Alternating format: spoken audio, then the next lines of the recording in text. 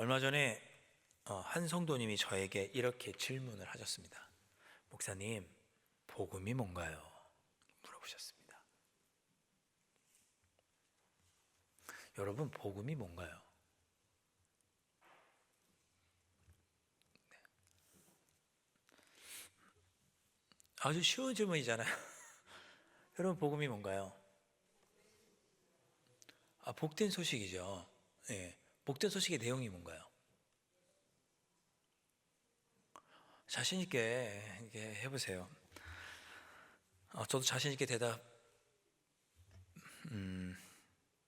해야 되는데, 그 성도님이 저에게 물어보셨을 때 너무나 기본적인 걸 물어보시는 것 같아서 대답하기가 좀 주저주저했습니다. 저한테는 참 귀하고 좀 너무나 제 자신에게 한번 돌아보게 하는 질문이었는데, 여러분, 한번 누군가가 당신 예수님을 믿고 또 복음을 믿는다는데 복음이 뭡니까? 라고 물으면 여러분 대답하실 수 있어야 되잖아요. 마음속으로 한번 대답을 해보세요. 제가 여기서 여쭤보지는 않겠습니다. 복음이 무엇인가? 네.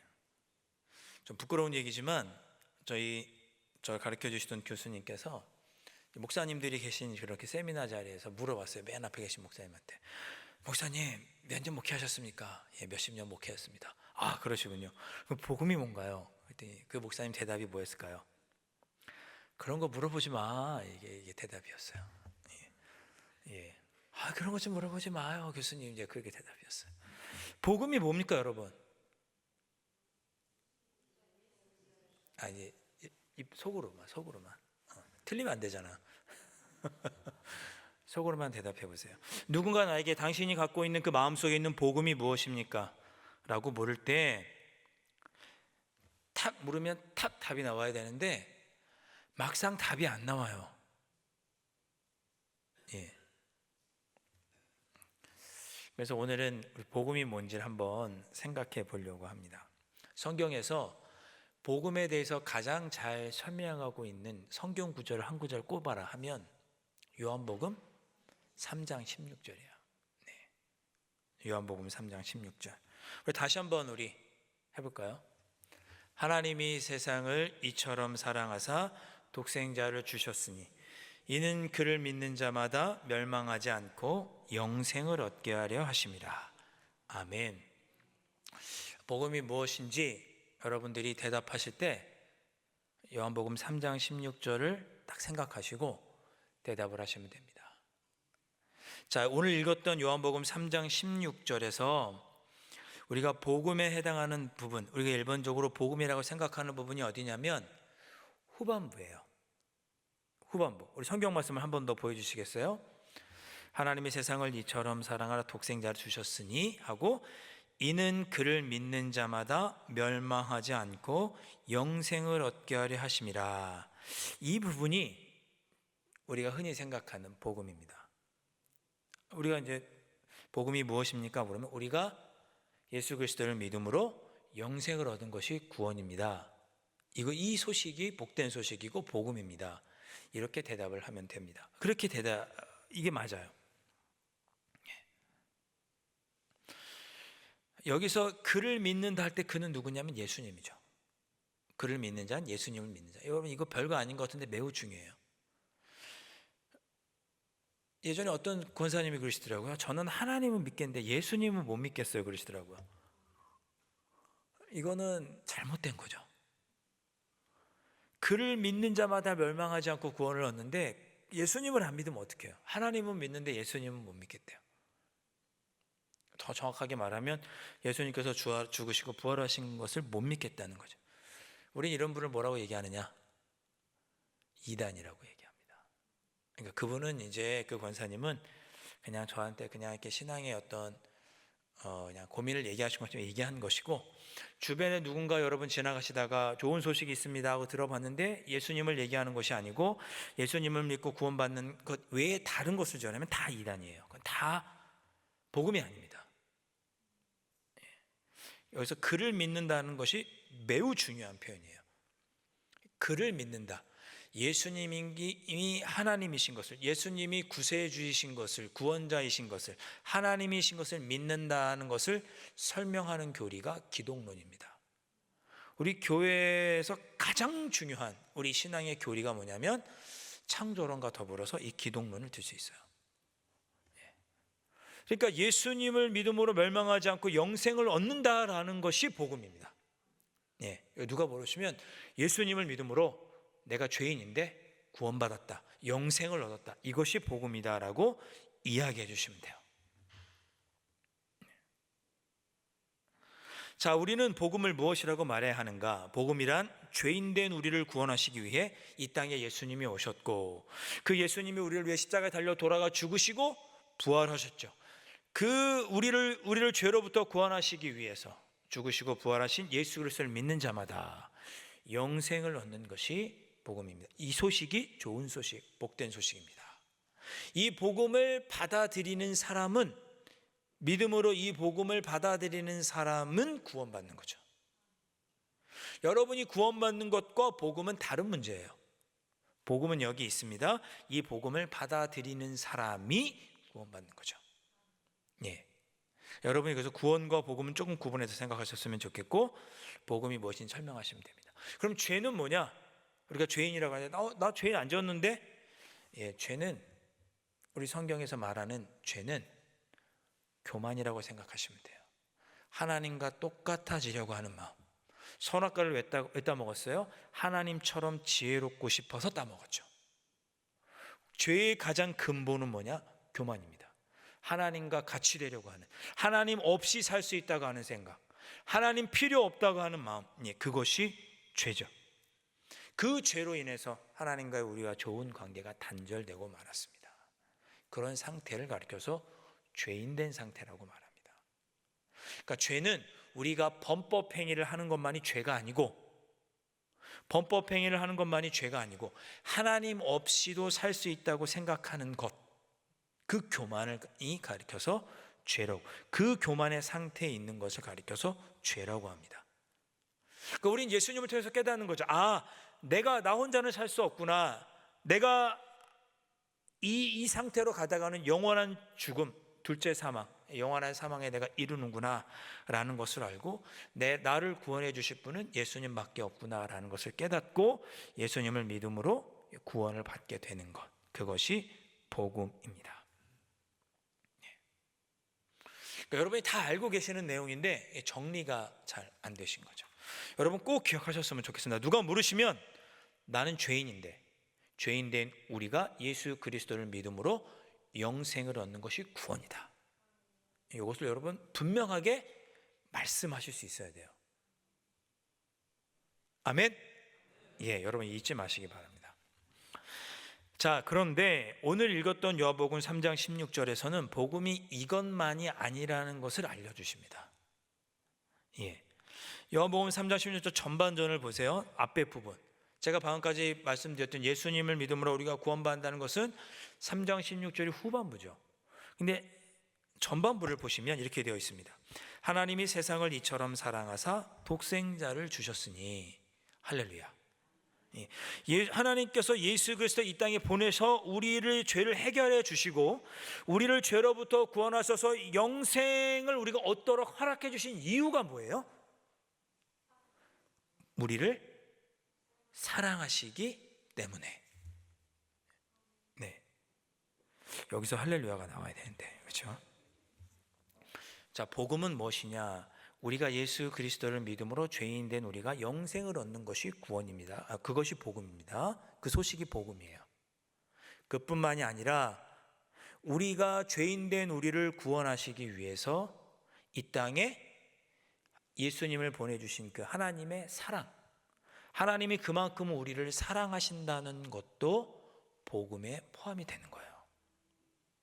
제가 왜 여러분에게 이 말씀을 오늘 본문 말씀으로 적했냐면, 제가 여러 번 말씀드렸지만 저는 우리가 복음을 받은 사람으로서 신앙생활이 즐거워야 된다고 생각을 하거든요. 복음이 우리의 삶 속에서 우리가 그리스도인으로 살아가는데 능력이 되어야 된다고 생각하거든요. 복음이. 내가 예수 그리스도를 믿음으로 이 땅에서 살다가 저 영원한 하나님 나라에 간다는 것도 나에게 기쁜 소식이고 나에게 능력이 되지만, 더불어서 내가 삶의 어떤 자리, 어떤 모습을 있든지 하나님이 나를 사랑하신다, 이 땅에서 나를 사랑하고 계시다고 하는 소식이 저에게는 더욱더 기쁨이 되고 힘이 되는 소식이라는 것을, 그것이 우리의 복음이라는 것을 여러분이 잊지 않기를 바라는 거죠. 제가 종종 이런 표현을 써요. 하나님은 우리를 사랑하시는데 심지어 죄를 짓는 자리에 있어도 사랑하신다. 여러분이 죄를 지으라고 제가 장려하는 것이 아닙니다. 우리가 죄를 짓지 않기 위해서 힘쓰죠. 하나님 뜻대로 살기 위해서 힘씁니다. 그러나 때로는 넘어져요. 그렇게 넘어져서 죄를 짓는 우리도 하나님은 사랑하세요. 그러니까 예수님 보내주셨죠. 여러분 생각해 보세요. 여러분의 자녀가 혹 부모님의 마음을 아프게 할 때가 없었습니까? 자녀들이 우리의 마음을 아프게 할 때가 없나요? 우리 부모의 뜻에 어긋나게 생활할 때가 없나요? 있죠. 아픈 손가락이잖아요. 그렇게 자녀가 우리의 마음을 아프게 했다고 여러분이 사랑하지 않으시나요? 사랑하죠. 부모의 뜻에 어긋나도, 자녀가 혹 부모의 마음을 아프게 해도 우리는 자녀를 사랑합니다. 자녀가 원하는 대로 살지 못하고 때로 좌절하거나 낙심하고 넘어질 때가 있죠. 그래도 우리는 마음이 아파요. 잘 됐으면 좋겠는데 마음이 아파요. 왜 마음이 아픈가요? 사랑하니까 마음이 아프죠.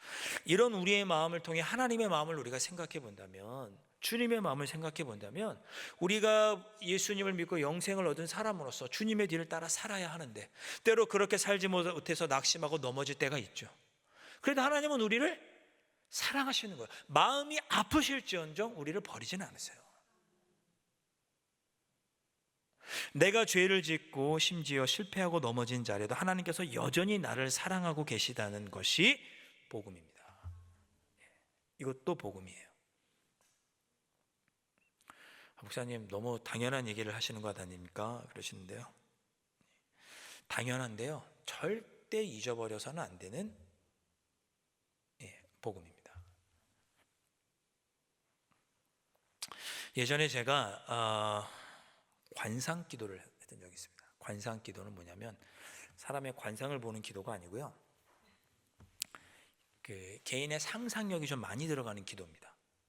성경 말씀을 여러 번 계속 묵상하고 읽으면서, 침묵 가운데 읽으면서 그 말씀에 내가 들어가 있는 것처럼 이렇게 상상을 하는 거예요. 제가 요한복음 21장 내가 나를 사랑하느냐라고 예수님께서 3번 물으셨던 그 말씀을 제가 이제 묵상하면서 여러 번 읽으면서, 내가 그 자리에, 예수님께서 베드로에게 물으시던 그 자리에 내가 있다고 생각을 하고 말씀을 계속 읽으면 어느 순간 주님께서 나에게 이렇게 말을 걸어오시는 게 느껴집니다.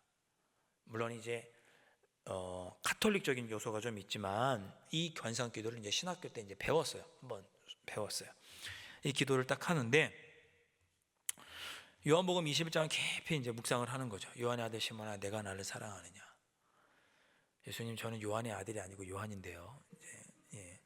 요한의 아들 시몬아, 내가 나를 사랑하느냐? 계속 물으시는 거예요. 내가 주님을 사랑합니다라고 하죠.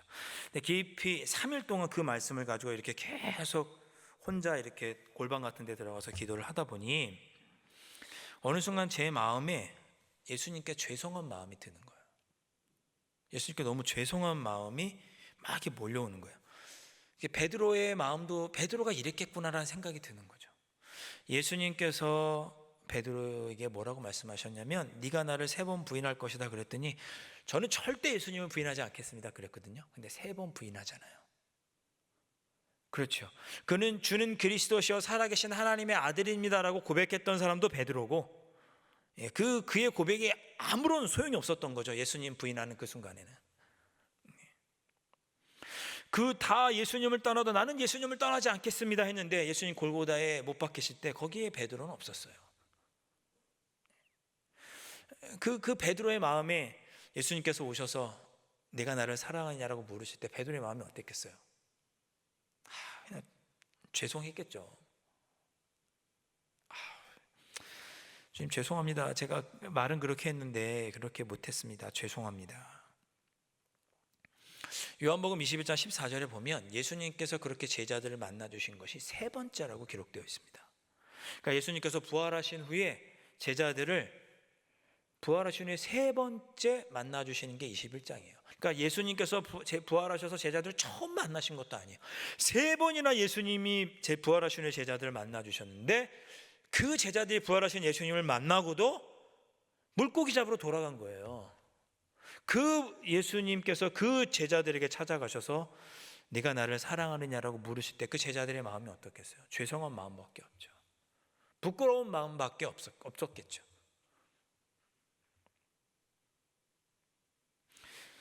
성도 여러분, 이것이 저는 우리의 모습이고 주님의 마음이라고 생각을 합니다.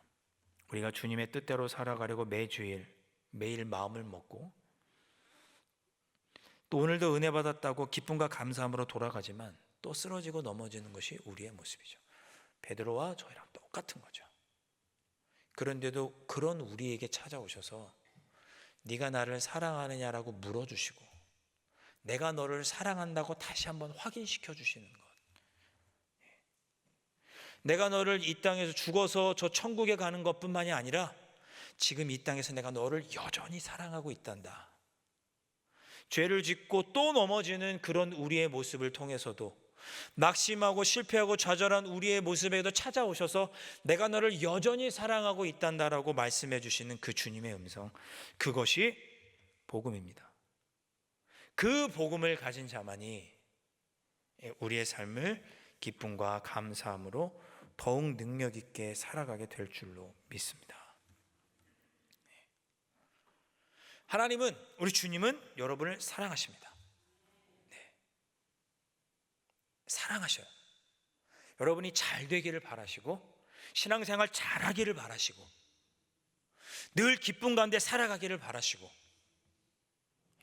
여러분이 말씀으로 능력 있게 주님의 뒤를 따라가기를 원하십니다. 때로 그렇게 살아가는데 실패해도, 아파도, 병들어도, 낙심하고 좌절해도 여러분을 하나님은 사랑하십니다. 어떤 순간에도 하나님은 나를 사랑하신다는 것. 세상 모든 사람들이 나를 손가락질하고 내 곁에서 등을 돌려도 하나님은 나를 사랑하신다는 것.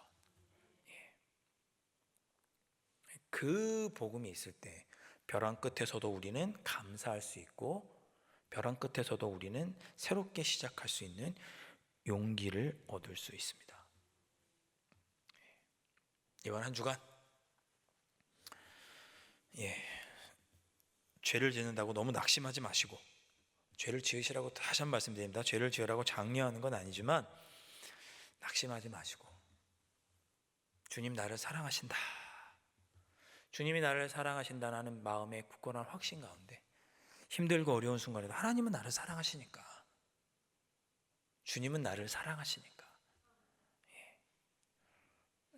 제가 아침 예배 때도 말씀드렸죠. 정말 나를 힘들게 하는, 정말 어떻게 나한테 이런 저주 같은 사람을 나한테 주셨나라고 하는 그런 마음이 드는 순간에도 하나님은 여러분을 사랑하고 계시다는 것을 기억하시고 우리를 사랑하시는 주님 굳게 붙잡고 한 주간도 승리하며 살아가실 수 있기를 주님의 이름으로 축원드립니다.